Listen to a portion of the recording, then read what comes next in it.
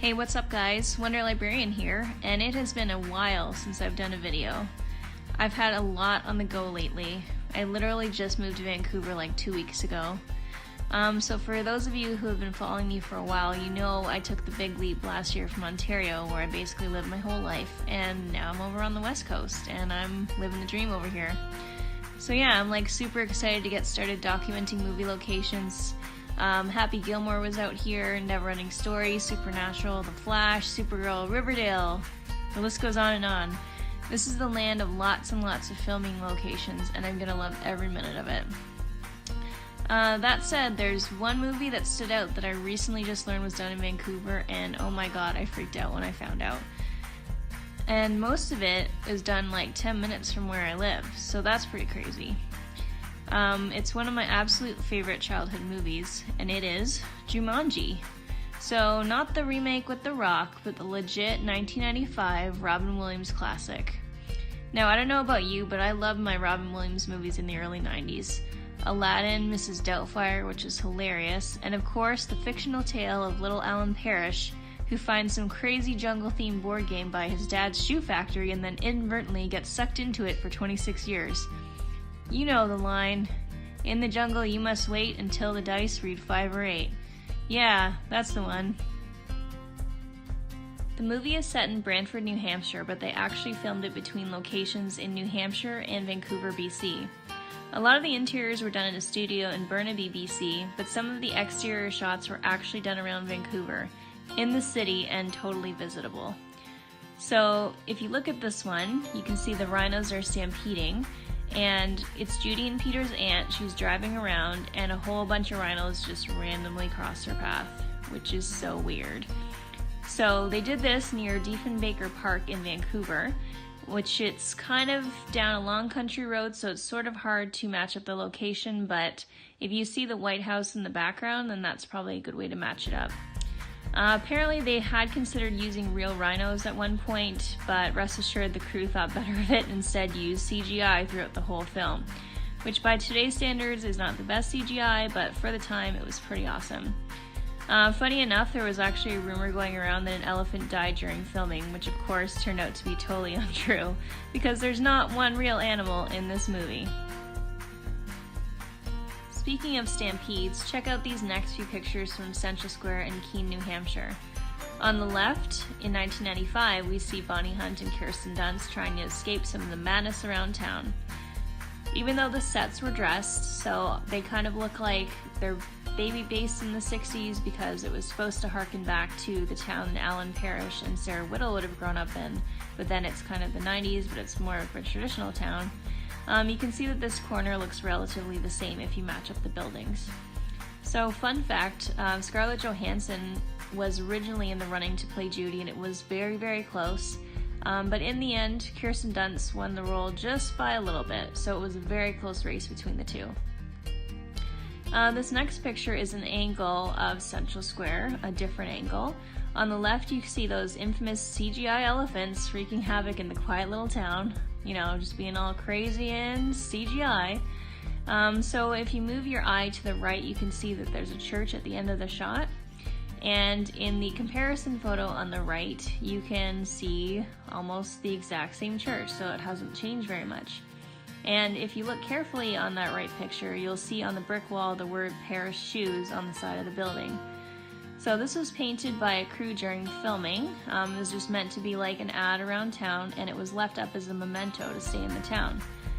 It became a makeshift memorial when everyone heard about Robin Williams' untimely passing on August 11, 2014. Nevertheless, a wonderful piece of movie history that you can still visit. Speaking of Parrish Shoes, the same actor played Alan Parrish's rather stern father and the evil poacher Van Pelt, who came out of the game on one of Alan's turns and then relentlessly chased him all around town. Williams has said that the relationship portrayed by Alan and his father was not unlike him and his own father, and that he often got emotional several times during the filming. I was really interested to find out that one of the classic Van Pelt scenes, where he chases Peter, who's turned into a monkey, into the supermarket, was also filmed in Vancouver. The store that was once called Sir Save-A-Lot is now a classic West Coast grocery chain called Save On Foods, over in Tsawwassen by the ferries.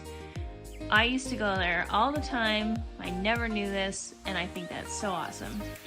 So you can see how drastically different the two exteriors are when you compare the shots.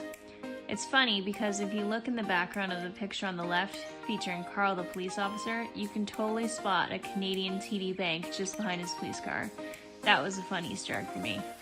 On the right, I was able to match up the same building, which has since been converted into a Starbucks. Of course, because it's so West Coast. And just a cool little tidbit, Bradley Pierce, who played Peter in the movie, he also voiced Chip the Teacup in Beauty and the Beast. So that means that him and Robin Williams both have significant places in Disney's movie history. And now we're on my very favorite part of the tour, and the one that coincidentally is the easiest for me to visit. The actual parish house. So much of the action in the movie took place right along this small street called Balfour Street, near the intersection of Cartier Avenue. So in this shot on the left, you can see Carl the police officer racing around to investigate the disturbances. He's standing right on that intersection of Cartier and Balfour, and I know that because I went and stood there too. I was able to match up the photo using the fire hydrant, fences, and the house across the street, which are relatively the same. It looks just like it did in 1995, and that for me was super cool. So now we get to the actual house, which was actually just a front built on a then empty lot on the street. On the left, you can see Robin Williams coming out of the door, having just been released after 26 years in the jungle. So he's in his jungle garb and he's about to just run out into society. Good idea. The right is a picture of the house now. I took a little footage of what it's like to walk in Robin Williams' shoes, so check it out. In the footage, I paid special attention to the landmarks around the area. You can clearly see a hydro pole and a tree with a recognizable hole in the middle of it. You can see that Robin Williams stood in roughly the same area during the filming in 1995. Perhaps one of my favorite stories is that they had to film Jumanji in reverse order, beginning with the final Christmas scene. This is because they had to totally ravage the set as the animals created more damage, so the house needed to be in pristine condition once the game gets finished at the end. Robin Williams claimed to have spent 12 hours in one day in a water tank filming the infamous monsoon scene. He also punched the fake alligator in the scene so hard that in one take the man inside the suit cried out and they had to refilm it. Kirsten Dunst remembers sandwiches being sent over on rafts while they filmed the water scenes too. They also had to truck in snow for the Christmas scenes from the BC mountains, several times because of how quickly it melted. Oh my gosh. And last but not least, another really great Jumanji location to visit is the Old Woolen Mill in North Berwick, New Hampshire. This location doubled as Parish Shoes in the 1960s, but then gradually became a dilapidated mess when grown-up Alan Parrish visits in the 1990s and his father no longer works there. It remains relatively untouched since the movie, so it's basically like just going to visit Mr. Parrish over at work at Parish Shoes, which is pretty cool. Well, I hope you've enjoyed this Jumanji tour. I admit it was a magical moment for me doing that walk along Balfour Street, imagining that the legendary Robin Williams had been there 30 years earlier.